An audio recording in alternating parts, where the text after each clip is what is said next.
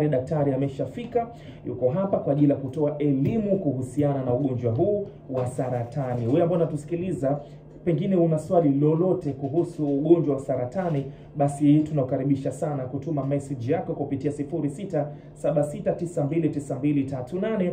Utauliza swali hapo, nasi tunaye daktari hapa atakujibu kiroho safi kabisa. Tuko na Dr. Daniel Amos, huyu ni daktari wa binadamu. Karibu sana Dr. Nashukuru sana kwa ukaribisho mzuri. Asante sana kwa mwaliko huu. Asante sana. Tumefurahi sana kuungana nawe Jumatatu ya leo kwenye Lete Raha Yetu. Sawa. Dr. Daniel, hivi karibuni tumetoka kuadhimisha wiki ya maradhi yasiyokuambukiza. Na tumekamilisha tarehe 15. Kwa hivyo elimu ilikuwa ikiendelea kutolewa kuhusu maradhi haya yasiyokuambukiza, mfano kama pressure, sukari na maradhi mengine yasiyokuambukiza. Tukaona elimu mbalimbali inaendelea kutolewa. Sisi leo tukasema hata tuje tuzungumzie kuhusu saratani. Saratani bila shaka ni miongoni mwa maradhi yasiyokuambukiza, si ndio? Ndio. Basi karibu sana tuzungumzie. Mtu akisikia saratani anapaswa kuelewa nini? Sawa. Saratani ni ugonjwa unaopatikana pale seli za mwili ambazo zinaenda kinyume na kawaida. Kwa zinazaliana kupita kawaida na zinatumia nishati ya mwili kupita kawaida na mwisho wa siku kuharibu kazi ya mwili. Na ni ugonjwa ambao unapatikana, unaweza kuambukiza eneo lolote la mwili kuanzia mifupa, damu, tishu mbalimbali, kwa wanaume, kwa wanawake na hata kwa watoto. Kwa nini ugonjwa huu unaweza kuambukiza eneo lolote la mwili? Ni ugonjwa ambao unasambaa sana kwa njia ya damu. Na kama nilivyosema, unashindana na seli za mwili kutumia nishati za mwili. Kwa mfano, unakula chakula unapata virutubisho. Sasa seli za saratani zinashindana na seli za mwili, zinakamata ile nishati, zinazaliana kwa kasi zaidi. Alafu baada ya hapo zinaanza kuharibu kazi za mwili. Of course tutakuja kuzungumza hapo mbele ni aina na sababu za, lakini pia huwa zinasambaa sana kwa njia ya damu na kwa njia ya mfumo wa lymph. Na ndo tuzungumzie sasa Dr. Kama kuna aina ya saratani tueleze. Sawa. Aina za saratani zipo aina za saratani zaidi ya 100. Lakini ndio zipo za aina saratani zaidi ya 100, lakini tumezigawanya katika aina kuu kama 5. Aina ya kwanza inaitwa carcinoma. Hii inashambulia sana tishu kama za kwenye ngozi na inaenda zaidi ya hapo. Unakuta labda saratani ya matiti, saratani ya tezi. Afu kutoka hapo kuna saratani zinaitwa sarcomas. Hizi zinavamia sana mifupa na misuli. Kwa mfano mnaweza kama kuna watoto wadogo ambao wamekatwa miguu, wengi wao wanakuwa wamepata saratani hiyo ya mifupa. Alafu kuna saratani inayoshambulia damu, inaitwa leukemia. Mtakuwa mmeisikia sana hii baada ya misamiati. Leukemia inashambulia sana damu. Na saratani ambayo inashambulia mfumo wa lymph. Mfumo wa lymph, kama mnafahamu mitoki hii, mtu anaweza akiwa anaumwa koo labda, kwa mfano mitoki ya chini ya shingo huwa inaweza ikavimba. Kazi yake kubwa ni kwa ajili ya kujenga kinga ya mwili. Kwa inaweza kashambulia hiyo kasababisha na uvimbe kupita kawaida. Na aina ya mwisho ni saratani ambayo inaweza kuvamia ubongo au uti wa mgongo. Tunaziita za central nervous system. Hizo ni aina 5 ambazo tumeziainisha. Na hii leukemia ndo saratani gani? Ni saratani ambayo inashambulia damu. Yes. Yaani inashambulia damu. Kwa hiyo wagonjwa namna hiyo mara nyingi wanakuwa seli zao za kwenye damu zinakuwa ziko chini sana. Wingi wa damu unakuwa chini. Seli za kujikinga, maana yake damu imegawanyika kwenye chembe kadhaa. Kuna chembe ya sukari, tunazita sana sukari kwa ajili ya kuelewa watu wengi, zinashughulika na kukinga mwili na maradhi na maambukizi mbalimbali. Kuna wingi wa damu ambazo zinashughulika kubeba oksijeni na kusambaza ndani ya mwili na kusambaza virutubisho mbalimbali ndani ya mwili, na kuna seli za mwisho chembesani zinashughulika na ugandaji wa damu. Sasa leukemia au saratani ya namna hii inashambulia damu ambayo inaitwa leukemia. Unaweza kukuta hizi seli zote zinafanya kazi yake inaharibika. Kwa mfano kama ni ugandaji wa damu unakuwa uko chini, mtu anaweza kibidi au akivuja damu kidogo, kukata kwa damu hakukomi kwa haraka. Wingi wake wa damu unakuwa uko chini, lakini pia hata ile kinga ya mwili inakuwa iko chini sana kiasi kwamba inaweza kushambuliwa na maradhi yoyote. Okay. Nishakusikia pia kuna saratani ya shingo ya kizazi. Kuna saratani ya shingo ya kizazi, kuna saratani ya matiti, saratani ya tezi. Na hata ambao wafahamu, hata wanaume wanaweza kupata saratani ya matiti. Nimeona hiyo. Hata wanaume wanaweza kupata saratani ya matiti. Hatari kwa kweli. Sasa katika hizi aina ya saratani ambazo umezitaja, ni aina gani tishio? Sasa tuzigawanye kwa wanaume au wanawake kulingana na takwimu za ambazo ukiziangalia na mashirika makubwa ya kidunia. Saratani ambayo zinaongoza kwa mfano saratani ya mapafu, hii inakata cross kwa wanaume na kwa wanawake. Sababu kubwa ni kwa sababu ya uvutaji wa tumbaku, sigara. Inachukua kama 12% kwa takwimu za 2022, 12% ya zile saratani ilikuwa inaongoza 12 kama 0.6. Alafu inayofuata hapo ilikuwa ni saratani ya matiti sana kwa wanawake. Alafu inakuja saratani ya shingo ya uzazi kwa wanawake, alafu pia saratani ya tezi dume ambalo unajua tutakuja kuongelea huko mbele, wanawake wanaangalau wana mwamko kwenye kujipima kuliko wanaume. Hakika tunachokizungumza wana uzito kidogo kwenda kufanya hata vipimo kwa mfano kama hiyo saratani ya tezi dume. Okay, sasa ulizungumzia kwamba mwanaume anaweza kupata saratani, sawa? Ndio. Na tamani utupitisha hapa namna ambavyo mwanaume huyu anaweza kupata saratani, inakuwa ni saratani ya aina gani? Kwa hiyo saratani ina sababu nyingi sana. Kuna sababu za kifamilia au za binasaba ambazo mtu anakuwa nazo labda kwenye familia yake. Kuna sababu ya tunaziita environmental factors, ni mazingira ya mtu akiwa anafanya kazi au occupational hazards. Akiwa kwenye mazingira yake ya kazi, kuna baadhi ya kemikali au sumu ambazo zinaweza zikasababisha saratani ambazo mtu anaweza kukutana nazo. Sasa kwa mfano tukiongelea kwa mwanaume, kama uvutaji tu wa sigara, tumbaku unaweza kupelekea saratani. Kwenye saratani kwa mfano ya tezi dume kuna sababu za kifamilia, kuna sababu za rika tu, sababu ya rika, na hata pia sababu za kitaifa. Kuna baadhi ya mataifa yameonekana kuwa wanapata saratani fulani kuliko wengine, na sababu ya mwisho sababu sasa ni kwenye saratani kwa mfano ya tezi dume, huwa tafiti zinatofautiana kwamba labda ambao wanashiriki tendo au ambao washiriki tendo wanapata zaidi, lakini bado kuna mjadala unaendelea. Okay. Sasa hii saratani ya matiti kwa mwanaume ndio natamani sana tuipatie ufafanuzi hii.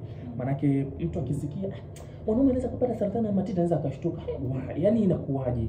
Kama mwanaume mimi nina matiti. Kwanza yes. Unajua anaweza saratani ya matiti, sasa mimi nina matiti, unajua zile. Sasa hapo ungetupa elimu Dr. Daniel. Ni kesi zake sio nyingi. Na mimi kwenye muda wangu ambao nimefanya kazi nimeona kesi moja na ilinishangaza kwa kweli hata mimi, kwa sababu nilikuwa tunaisoma chuo lakini unashangaa unakutana nayo kumbe zipo. Kwa hiyo kuna ikoje na anaweza kupata kama nilivyosema hivyo. Kuna baadhi ya vinasaba nikimaanisha genetics, labda wazazi walikuwa nao, especially wazazi tunaita primary, labda baba mama huko babu bibi. Alafu sababu hiyo ya kwanza, lakini pia kama nilivyokuambia hivyo chemical occupational hazards. Sasa kuna baadhi ya vimbe mtu anaweza kawa nazo, zinaweza kuwa kwa sababu hizo vinasaba, labda mama alikuwa nayo, mtoto pia anakuja kuwa nao.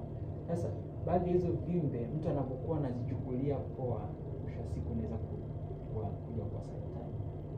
Yaani vimbe ziko kwa namna gani? Yaani kwenye kwa hiyo kuna vimbe ambazo sio za kawaida. Kwa mfano unaweza ukashika hivi tezi ukawa unasikia kama imevimba, inaweza kuwa ni kwa sababu ya maambukizi. Lakini hiyo tezi ukishika ukiona inakuwa kubwa alafu haichezi, yani imekaa sehemu moja, hiyo sio dalili nzuri. Au kwa mfano kila mtu anajifahamu mwili wa binadamu. Kwa unaposhika sehemu unakutana kuna kitu unakisikia ambacho ukielewi, ni vyema sana kufanya uchunguzi. Ukafanya uchunguzi. Kwa mfano, samahani dokta, naona ndugu mtangazaji hapo Hawa Hassan kuna sehemu kajishika, sitaki kuielezea. Mimi hapa natafuta titi la kwako haifanyi. Ndio maana mimi nimeshika wanaume ndio tuna some form of breast tissue, yani kuna tissue ya hatuwezi kuziita kama ni maziwa au lakini tuna tissue ambayo inafanana na kwa wanawake inakuwa zaidi. Yes. Kwa sasa vitu kama hivi unajua vitu kama hivi vitu ambavyo vinaendelea kufanywa tafiti. Kwa cha muhimu ni kwamba kuna baadhi ya vimbe zinavyoonekana, tutakuja kuziongelea hizo dalili mbele, zinavyoonekana sio za kuzifuzia, ni za kuzifanyia uchunguzi mapema. Aidha kipatikane kinyama kikachunguzwa kujulikana kama kina kiashiria kuja kuishia kwa saratani au kama ni kitu cha kawaida. Na tusalie hapa kwenye hii saratani ya matiti kwa wanaume. Ni wanaume wa umri gani ambao hukutwa na huu ugonjwa? Sasa kwa hiyo takwimu nitaongelea tu labda kwa mfano ambao mimi niliuona. Yule mwanaume alikuwa ana zaidi ya miaka 40 kwenda juu. sijakutana na kesi ambayo kuna saratani ya matiti kwa wanaume kwa rika la chini ya hapo. Kitu ambacho tunaweza nikaenda kukiangalia zaidi kwa kina, lakini kwa sasa hivi niseme tu hivyo. Okay. Nina swali kabla hujaanza hapo. Daktari alizungumzia kuna baadhi ya vimbe ambazo kama zisipoangaliwa baadaye zinaweza zikawa saratani. Swali langu ni kwamba kuna uvimbe ambao unaweza kuwa mwanzo si saratani na baadaye ukatana utakuwa saratani. Yes, kuna baadhi ya vimbe inaweza kwa kuangalia kwa mwanzo ikawa sio saratani, lakini mwisho siku kaisha kwa saratani. Kwa hiyo nitaongelea kwa mfano, sababu saratani ziko nyingi. Tuongelee saratani kwa mfano ya matiti kwa wanawake. Wanawake wengi wanakuaga, kuna baadhi ya wanawake wanakuwa na uvimbe fulani ambako anaweza kawa nacho kwa muda mrefu, labda aliona hata dada yake nao au mama yake alikuwa nao, na yeye anaweza kauchukulia tu kawaida. Lakini kuna baadhi ya vimbe zile baada ya muda zinaweza kaisha kuja kwa saratani ya matiti. Na baada ya vimbe zile ikaendelea tu kubaki ako kaeneo na isije kuwa. Kwa vimbe ziko za aina nyingi. Kuna vimbe zingine ni mafuta tu tunazita lipoma, kuna vimbe zingine zinazita adenoma, inatokuwa majina yako mengi hatuwezi kuongelea kwenye majina yake, lakini hizi vimbe kama unavyosema kuna baadhi zisikaisha kuja kwa saratani. Cha muhimu tu ni kutokupuuzia dalili. Kama mtu anasikia uvimbe ambao hauelewi sana kwa mwanamke kwenye titi au hata mwanaume, basi huyo wanawake atakuonyesha. Nitakanishangae, yaani daktari nitakanishangae tumaliza kuzungumza ugonjwa wa saratani bila kutajwa katika haya mazungumzo. Tumekuwa tukiona juhudi za serikali kushajihisha vijana wa kike kuhusiana na upimaji wa saratani ya shingo ya kizazi. Juhudi hizi na watu ambao wanaangaliwa ni mabinti wadogo pengine kwa miaka 14, 15 mashuleni huko. Saratani hii ni tishio kiasi gani?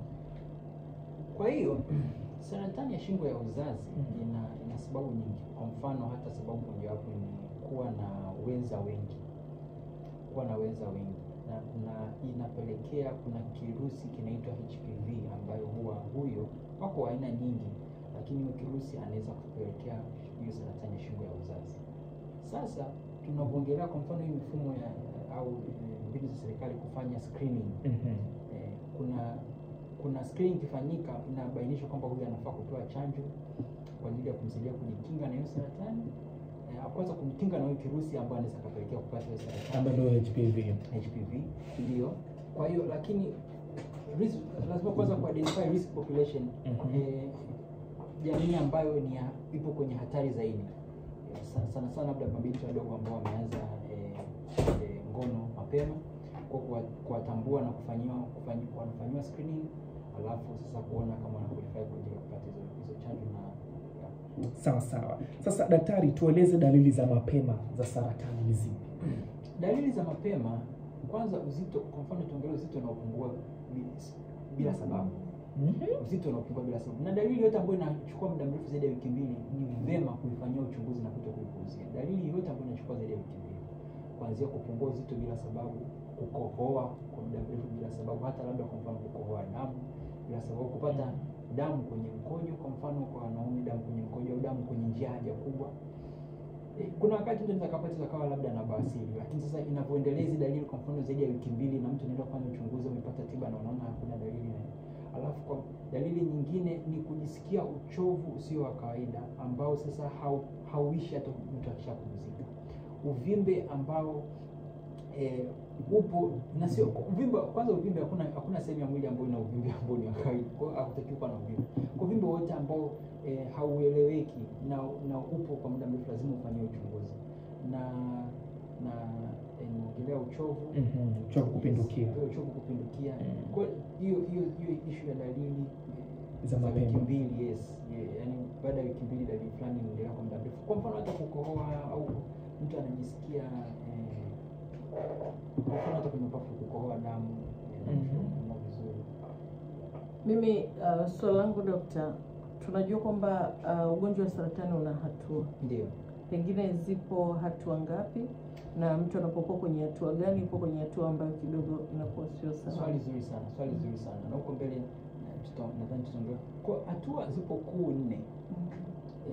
Of course kuna zingine unakuta kwenye hatua ya pili unaweza kugawanya zaidi, saratani zinatofautiana. Hatua nyingine ya tatu unaweza kugawanya zaidi, lakini hatua labda ziko nne kulingana na ukubwa wa uvimbe, kulingana na dalili ambazo zinaonekana, na hata kudhoofika. Kwa mfano hata hiyo, kwa mfano nimeongelea mwanzoni ambayo sasa hivi sijataja kama dalili hiyo ya tezi ambayo unakuta haichezi, au kwa mfano unakuta kuna na saratani ya tezi ya ile eneo la shingo ambayo unakuta ukishika unakuta ni pagumu afa pachezi, hivyo kama sasa kupuzia. Kwa hiyo ziko nne. Na saratani inatibika kwenye hatua za awali. Matibabu ya tofauti tutaongelea kwa kina.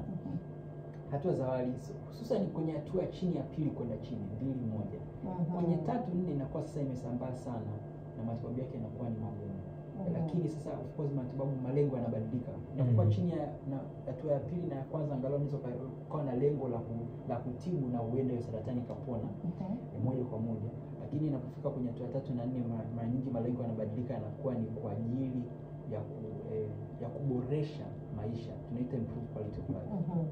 Wapo ambao wanatoka kwenye hatua ya 4, maana sasa hivi dunia iko kiganjani. Kwenye mitandao kuna watu wanatupa ushuhuda kwamba alikuwa kwenye stage 4 ya saratani lakini amepona. Is it possible? Sasa tunabidi tufahamu kwa kutumia tiba gani. Yes, kwa kweli inapofika hatua ya 4 ni saratani iliyosambaa sana. Kwa hiyo inapofika kwenye hatua unaweza kupunguza kasi ya ukuaji wa saratani. Kusema kwamba utaondoa saratani iliyosambaa imeenda kwenye mifupa, imeenda kwenye mapafu, imeenda kwenye nini, utaiondoa saratani kule. Sidhani kama ni kitu ambacho ni kweli. Kinawezekana sana. Sidhani kama ni kitu ambacho kinawezekana. Saratani iliyosambaa ina matibabu yake pia na malengo yanabadilika, kwa sababu cha muhimu ni kuizuia saratani isisambae kufika huko. Hicho ni kitu cha muhimu. Sasa daktari, hizo hatua mimi mwananchi tu wa kawaida mtazijuaje kama hii hatua ya kwanza, hii ni hatua ya pili, hii ni hatua ya tatu? Sasa hizo ni hatua ambazo zinafanyika kitaalamu.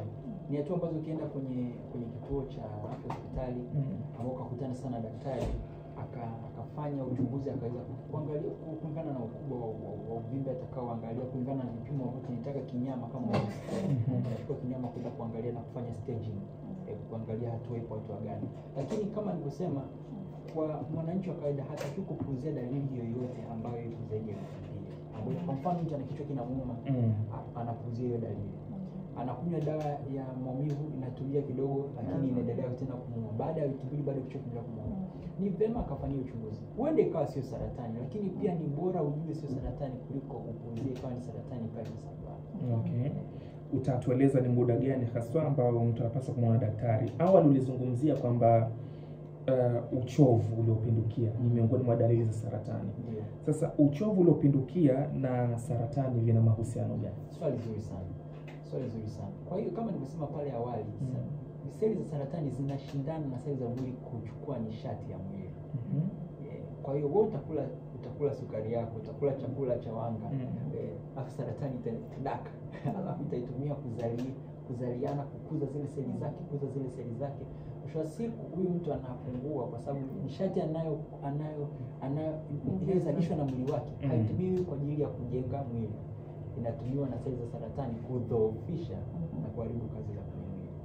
Inawezekana ikawa ni la kitaalamu pia, swali au sio la kitaalamu, kwenye seli za saratani kuchukua chakula ambacho mwili unapewa. Saratani inakula kila kitu. Swali zuri. Kwa hiyo mwanzoni nilisema kwamba seli za saratani zinaenda kinyume na kawaida, na kwenye vitu vinavyosababisha saratani mara nyingi vinakuta ni seli za kawaida za mwili zinashambuliwa labda na hizo sababu mbalimbali, labda kama nimeongelea kemikali ambazo zitabadilisha ile DNA ya ndani ya seli. Na maana DNA ina contain information ambayo labda wewe una macho ya rangi gani, mwili wako ufanye kazi vipi. Kwa zile kemikali zinaharibu ile ufanyaji kazi ile DNA. Kwa DNA mwisho siku ile seli inakuwa inafanya kinyume na kawaida, afu zinakuwa. Kwa hiyo nishati nyingi za mwili, hususan nishati kwa mfano ya sukari, itatumika sana. Kwa mfano hizi kwa mfano protini na nini, labda zitumike kwa sana kama sukari. Yaani hapo umenileta kwenye pointi yangu kwamba kama tunakuja sasa kwenye namna ambayo labda tunaweza tukapunguza ukuaji. Aha. Kwa hiyo kuna tafiti ambayo huenda ikawa ni vizuri nikiangalia kwa kina zaidi ambazo ziliwahi kuonyesha kwamba kuna baadhi ya diet kwamba huenda zikasaidia kwenye matibabu ya saratani, lakini hizo kwanza ni gharama na zinahitaji uangalizi wa kitabibu wa ukaribu sana. Wanaita ketone diet ambayo mtu anaweza akaitumia. Sasa mwili unahitaji sana sukari, bongo unahitaji sukari. Hata unapokaa unaangalia mwili wako unahitaji sukari kuendesha shughuli za muda wote. Kwa unaponyima mwili sukari unatumia nishati mbadala ndani ya mwili wako, unaunyima sasa mwili wako kitu cha muhimu. Lakini sasa wanafanya hivyo kwa lengo la kutibu saratani, kukosesha ili saratani zipungue kasi. Sasa ni matibabu magumu, yanahitaji uangalizi wa karibu sana wa kitabibu, na huenda yanahitaji pia hata kama mtu anataka kuanza matibabu ya namna hiyo apate ushauri kwanza wa kitabibu kabla ya kujifanyia tu mwenyewe. Tuko na Dr. Daniel Amos, huyu ni daktari wa binadamu na tuko naye hapa leo, tunazungumza naye kuhusu saratani. Yes, una swali lolote kuhusu saratani? Na ameeleza kuna saratani zaidi ya 100. Lakini sisi katika mazungumzo yetu, kama umetuzingatia vizuri, tumezungumzia chache sana ambazo tumezigusia. Kuna message ambazo zimeingia, watu wanataka ufafanuzi kutoka kwako, ufafanuzi wa kitaalamu. Rose kutoka Moshi anasema, samahani, naomba anifafanulie. Mimi nina kauvimbe kwenye mkono, kametokea hapa kwenye kiungio cha mkono na kiganja, lakini hakiumi sana, ila kuna muda kikiamua kuuma kinauma balaa. Anauliza, je, inaweza kuwa saratani? Kwa hiyo swali zuri, nashukuru sana kwa hilo swali. Mimi ni mshauri, na ushauri unaweza kuonekana kama vile daktari anajirudia pointi zile zile alizosema, lakini ni vizuri akafanya aende akakiangalia. Watu wengi wanaogopa kwenda hospitalini kwa sababu anahofia labda kitu kibaya yaani mtu kashajipa jibu mwenyewe wakati mwingine. Ndio. Kwa hiyo nitaongelea tu generally kwa mapana kwamba baadhi ya vimbe kwa mfano za kwenye mkono huwa baadhi zake nakuta sio saratani, nakuta tu labda ni cyst ambacho mtu akienda kinapasuliwa, kinatolewa alafu mwili unarudi kawaida. Kwa hiyo ni mwondoe shaka, inaweza kama ni hicho, lakini pia cha muhimu aende hospitalini, kwa sababu hata wakienda wakafanyia matibabu wakakitoa watajua kisha kufanyia uchunguzi kwamba ni cha kawaida au sio. Kabla hujaenda mbele Halfani hapo, kwa sababu sisi ni wanajamii, tunakaa kwenye jamii, tunazungumza, kuna vitu tunaambiana. Kwa hata tunapofanya hiki kipindi tunataka tufanye kijamii zaidi. Kuna maneno, baadhi ya watu wanasema kwamba uvimbe wa saratani mwanzo hauna maumivu. Yaani kwa mfano ukiwa na uvimbe ukaubonyeza hivi ukawa umi, au ukawa na uvimbe mwanzo ukawa na maumivu, yaani ule unaoanza kuuma from the beginning, hiyo inaweza kuwa sio saratani. Kuna ukweli na kuna pia ni kweli. Kwa mfano baadhi ya hizo vimbe hata za kwenye matiti unakuta hata hauumi. Unakuta unaweza kuwepo hapo muda mrefu na mtu hata sishtukie. Labda siku moja tu, labda akiwa anaoga, anajisafisha, anashtuka hapa kama kuna kitu. Kwa hiyo kuna baadhi ya vimbe za saratani nyingi tu ambazo unakuta unaanza bila maumivu yoyote. Lakini sasa kama nilivyosema, dalili moja ya saratani nyingi sana zinaanza kwa uvimbe na sio za kupumzia. Kwa mfano saratani ya koo itaanza kwanza na mabadiliko ya kwenye koo. Alafu baada ya muda mtu anapata changamoto kumeza.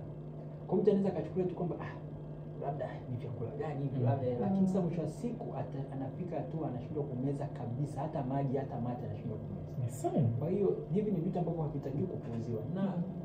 Na ushauri mkubwa wa kitabibu, hata sio mimi tu peke yangu naweza nikatoa ushauri, ni vizuri kuiwahi saratani kabla haijaenea na kuiwahi kwa kufanya screening. Na labda nisiende ahead of myself. Sawa, kuna huyu anauliza, anasema kuna mtu ameenda akaambiwa ana HPV lakini haijaanza kuleta madhara mwilini. Ni kwa muda gani inaweza kuanza kuleta madhara mwilini hiyo HPV? Hivi ni vitu ambavyo inaweza ikachukua siku, wiki, miezi, miaka. Cha muhimu ni kwamba mtu anapokuwa kwenye jamii, na kimaanisha jamii na maisha population ambayo ipo kwenye at risk, jamii ambayo ipo kwenye hatari ya baada ya saratani, cha muhimu ni kufanya vipimo vya mara moja au mbili kwa mwaka, kufanya kipimo. Na Kuna baadhi, kwa mfano kwenye HPV kuna vipimo ambavyo vinafanyika kwa ajili ya kufanya screening au uchunguzi wa awali wa saratani ya shingo ya uzazi. Hicho kipimo kinaitwa pap smear. Na kuna baadhi ya mashirika huwa yanafanyaga hivyo vipimo, wanaitisha tu wanawake bure ambao tayari kufanya hivyo vipimo. Vipimo ambao wataingia kuweza kuangalia, sio operation. Yes, wataingia tu, watamulika kuweza kuangalia, sio operation kabisa, mtu asiogope, sio operation kabisa. Na dhumuni ya hii elimu sio kuleta hofu, ni kumpa mtu faraja na kumuongezea mtu ujuzi, afanye maamuzi kwa elimu zaidi. Wamefanya maamuzi ya busara. Sawa. Sasa natamani pia hapo utueleze kwamba watu wenye umri gani ambao wako hatarini kupata saratani? Swali pana, kwa sababu zamani ilikuwa inafahamika kwamba ni watu wazima zaidi ya miaka 50, 60 wana hiyo hatari. Lakini kama umewahi kufika labda kwa mfano hata kwenye hospitali ya taifa, katika kwenye wodi za watoto, utashangaa kuona idadi ya watoto wengi wana saratani.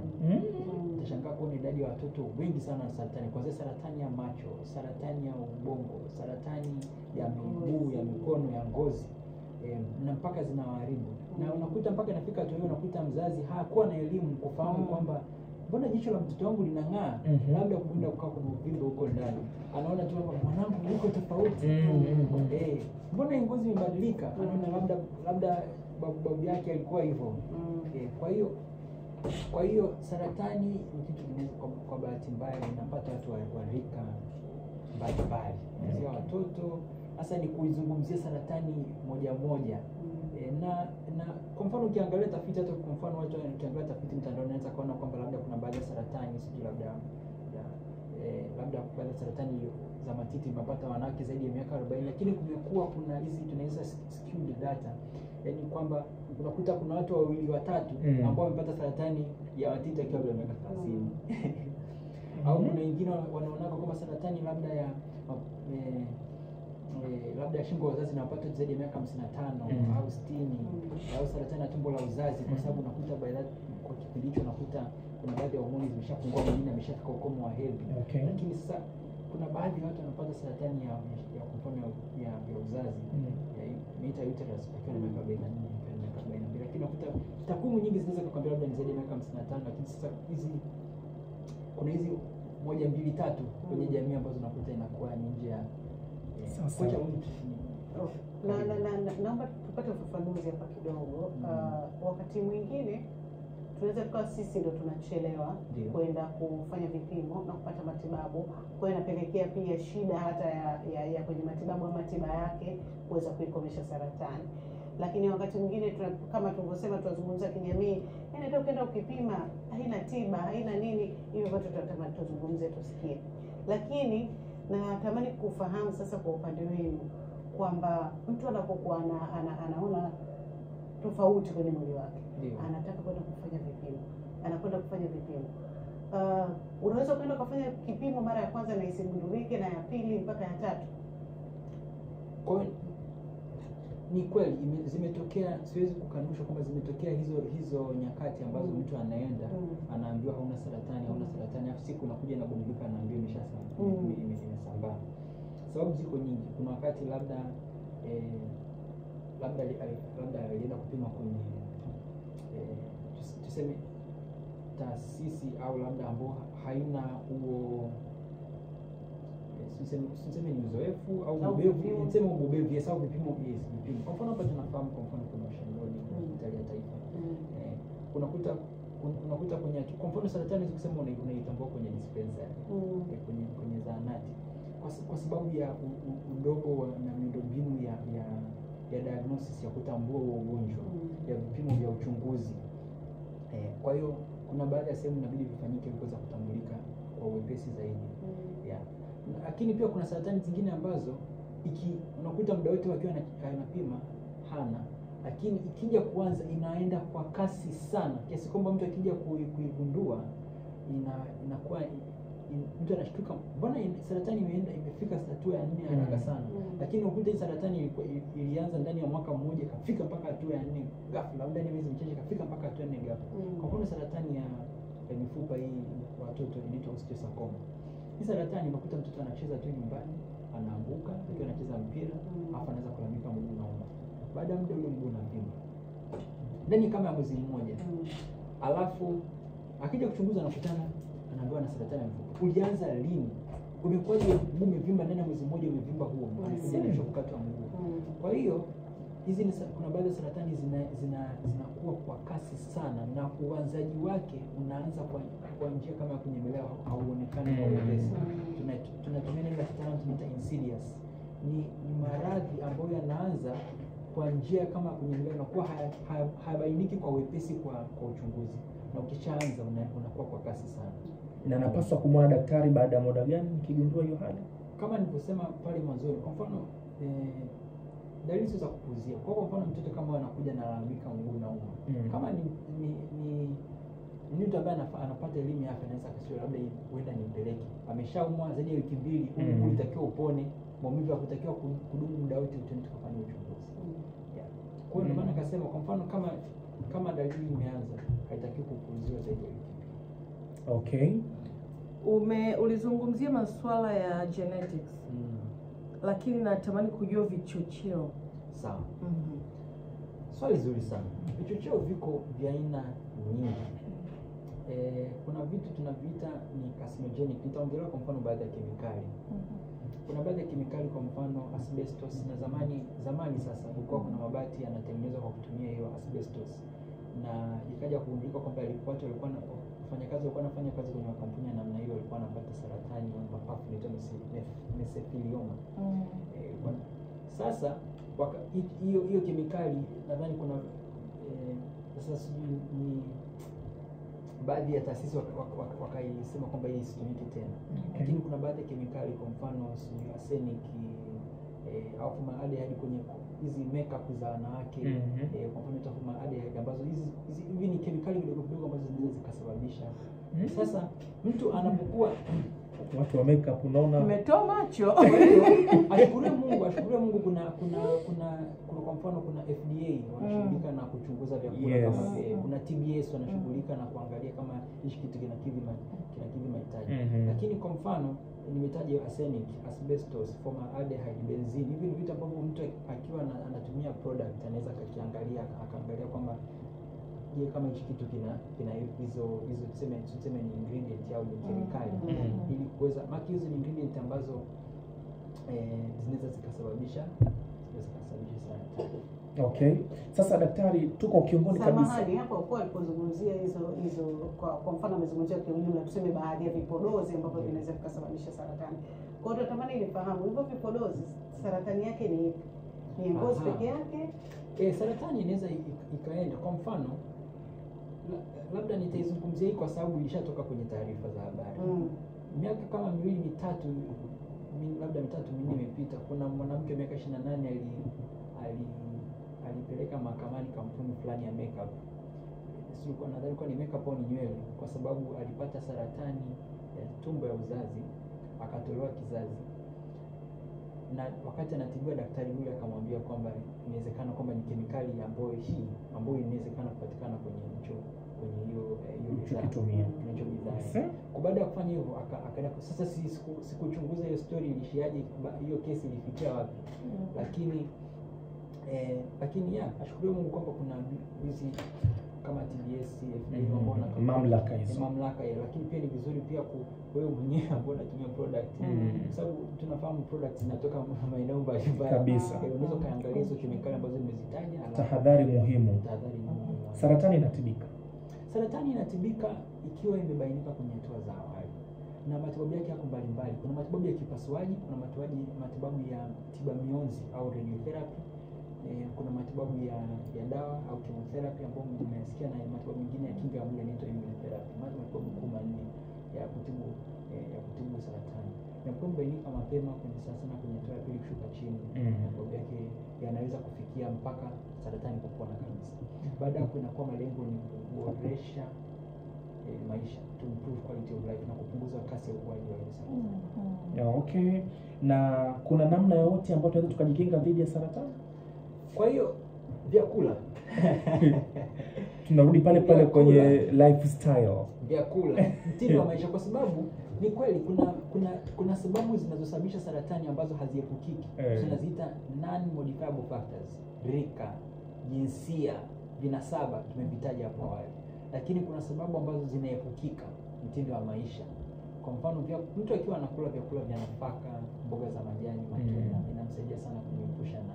Lakini mtu akiwa ni mpenzi sana wa vyakula artificial, vyakula vilivyojaa sana vya kusindika, vya